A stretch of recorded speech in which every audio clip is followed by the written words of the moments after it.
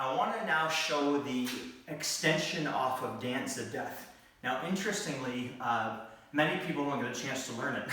So if you learned Dance of Death, but you left Kenpo at a lower belt, you have no idea why it's called Dance of Death.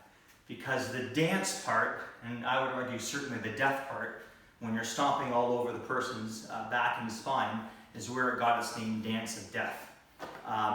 This is taught two ways. It's taught for a step-through right punch, as well as for a left foot forward and a shuffle right punch. I prefer the latter.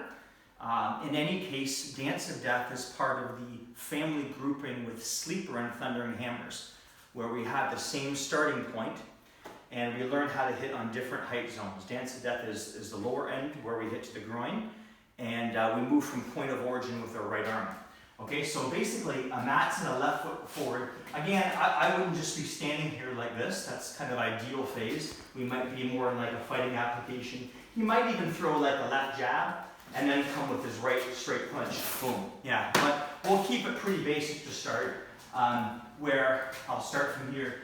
He does the shuffle right punch. So right away I block at his elbow. Okay, if I'm in a fighting position, he throws a punch, even better. And I move from point of origin. So I move from the neutral bow to the forward bow, or up on the ball of the foot, which I prefer. Your rich hand, I'm not going to really hit him, should go upward as opposed to out.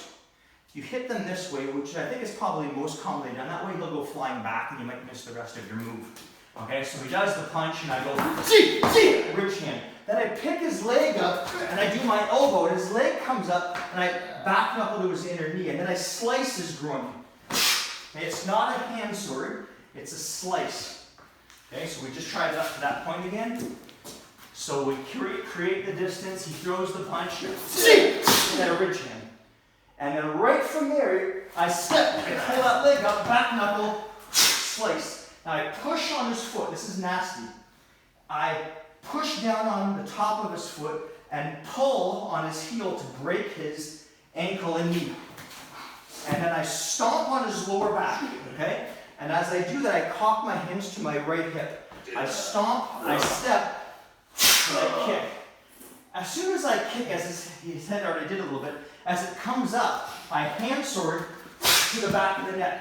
Cock my hands to my left hip, stomp, step, and finish with that back kick, and I cover away. And make sure I'm on a zone of sanctuary where I can hit my opponent, but they can't hit me back. Okay? So we'll try this again. He does the shuffle, punch, and a reach. Take him down. Knee straight, slice. Control. On the break, it might also be he's trying to roll over to get the heck out of there. In which case, I take an angle of least resistance, wham. And then I stomp, step, as the head pops up, I hit, reach chamber, stomp, step, kick, and I'm out. Okay? One more thing I want to mention, and that's called a positional check. Okay, so the definition of a positional check is moving my body in such a position where my opponent can't hit me with their free hand. So if we slow it down and he does the punch, I get my head out of there so that this shot's easy. And also, another common mistake is trying to bend over and slouch to grab. Okay, just thought of this now. Matt's trained in Gracie Jiu-Jitsu. If he does the shuffle right, and I do the rich hand and I slouch, he might go into a guillotine choke. Fight's over. I didn't do anything, I gave it to him. So I make sure my head is tucked, but I don't reach down and expose my throat. Okay, so again, he does the shuffle right. This is an easy pickup. Knee strike, slice, grab, flips. And then I go stomp, step, kick. Hands on reach chamber, stomp, step, make my kick, and I'm out of there. And that is Dance of Death with the extension.